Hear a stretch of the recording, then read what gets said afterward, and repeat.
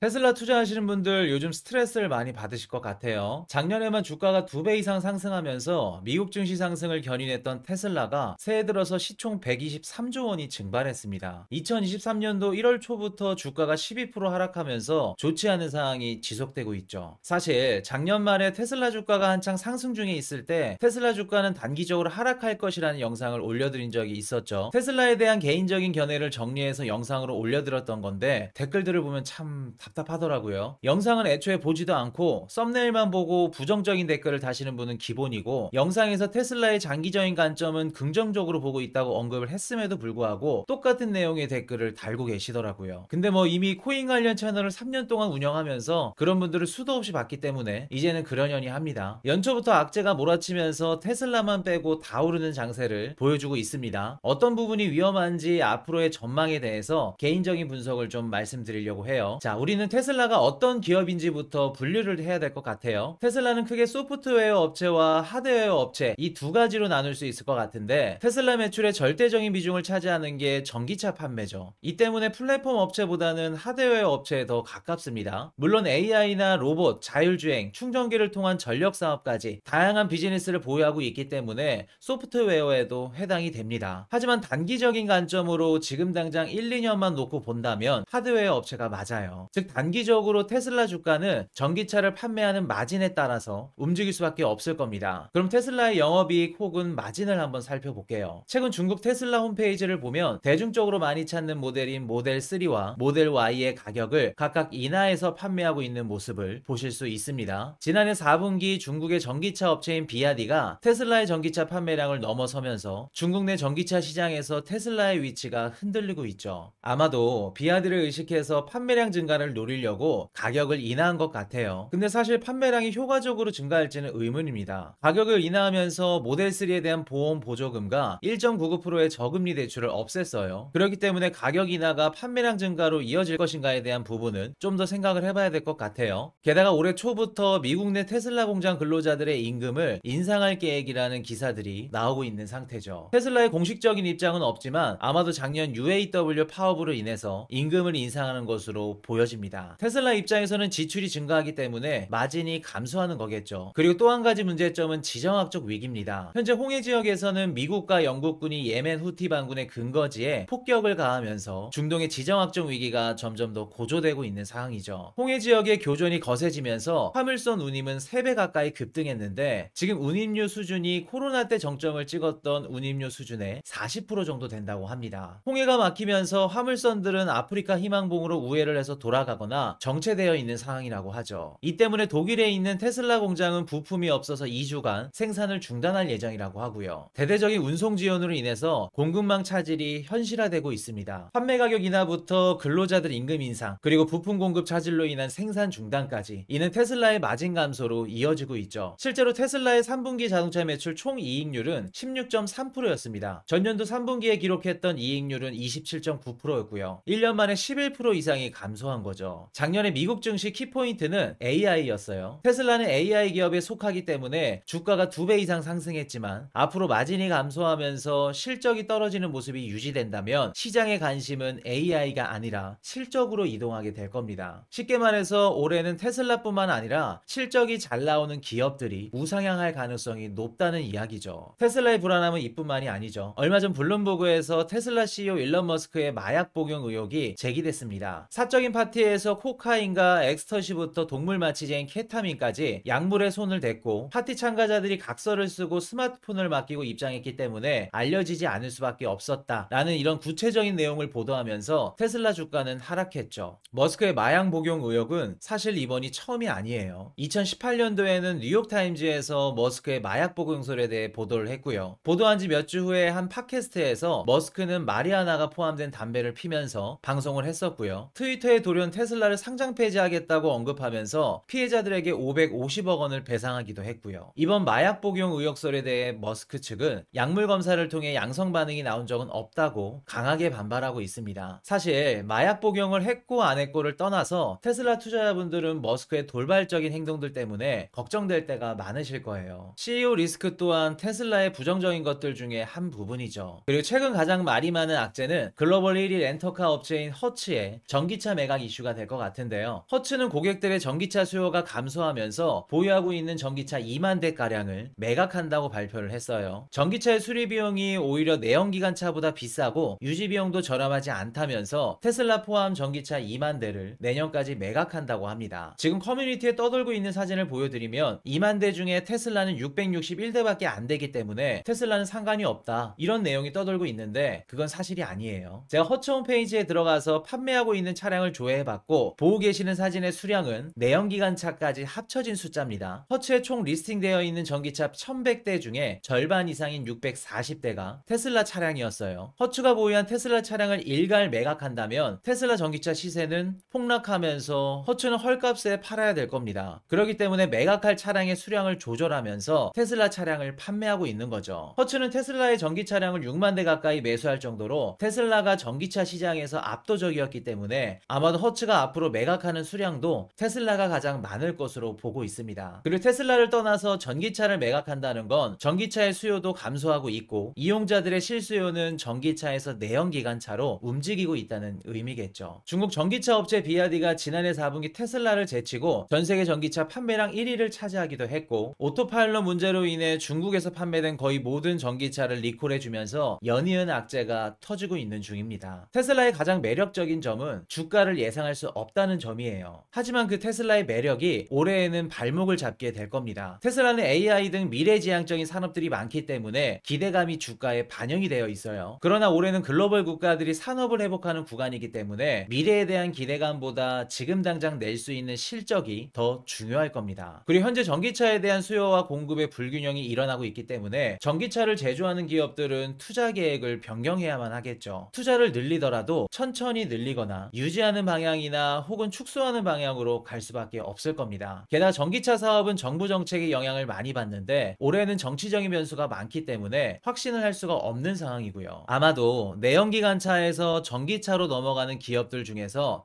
적응을 못하고 무너지는 기업들이 발생할 겁니다. 그러면서 전기차 시장에 한 차례 조정이 나올 구간도 생각해 봐야 됩니다. 물론 무너지는 기업들에 테슬라가 포함되지는 않을 거예요. 휴대폰의 비유를 하자면 투지폰에서 스마트폰으로 넘어가는 과도기 때와 현재 시기랑 비슷해 보입니다. 물론 캐시우드가 말한 것처럼 테슬라는 전기차가 아니라 AI 수익이 67%를 차지한다고 생각이 들면 지금이라도 사시는 게 맞습니다. 다만 AI를 통해 실제로 유의미한 매출이 발생하기 위해서는 시간이 좀 더 필요할 것으로 예상이 되기 때문에 테슬라를 단기적인 관점이 아닌 장기적인 관점으로 들고 간다면 괜찮아 보입니다. 정리하자면 지금 테슬라를 전기차 기업으로 본다면 비쌀 수 있고요. AI 기업으로 보면 저렴할 수 있다는 거죠. 저라면 테슬라를 AI 기업으로 굳이 선택할 것 같지는 않아요. AI 기업으로 본다면 지금이라도 당장 매출을 발생시킬 수 있는 다른 기업들이 존재하기 때문에 굳이 테슬라를 고를 이유는 없어 보입니다. 1월 24일 날 테슬라 실적이 발표되는데 만약에 실적이 좋게 나온다면 단기적으로 반등은 가능해 보입니다. 기술적 지표로 봐도 단기 반등 구간으로 보이기는 합니다. 만약에 향후 가이던스에서 실적을 대폭 하향 조정한다면 주가는 반대로 크게 빠질 가능성이 높습니다. 장기적인 관점에서 테슬라의 주가가 회복하는 시점을 예상해 보자면 확실한 정부 정책이 일단 필요하고요. 자동차 판매 실적은 금리의 영향을 많이 받기 때문에 금리가 떨어지면 테슬라의 주가는 서서히 회복할 것으로 보여져요. 테슬라 투자자분들은 속상하시겠지만 자기가 투자하는 종목을 보다 더 객관적으로 평가하고 분석할 수 있어야 하락장이 와도 흔들리지 않고 내 종목을 지켜낼 수 있습니다. 된장은 숙성 기간이 길수록 향이 깊어지고 풍부한 맛이 나죠. 저는 테슬라 투자도 된장이랑 비슷하다고 봐요. 충분한 시간을 갖고 장기적인 관점에서 테슬라를 투자하신다면 분명히 좋은 결과가 다가올 거라 믿어 의심치 않습니다. 다음이 더 기대되는 좋은 정보로 찾아뵙겠습니다. 지금까지 머니톡톡이었습니다.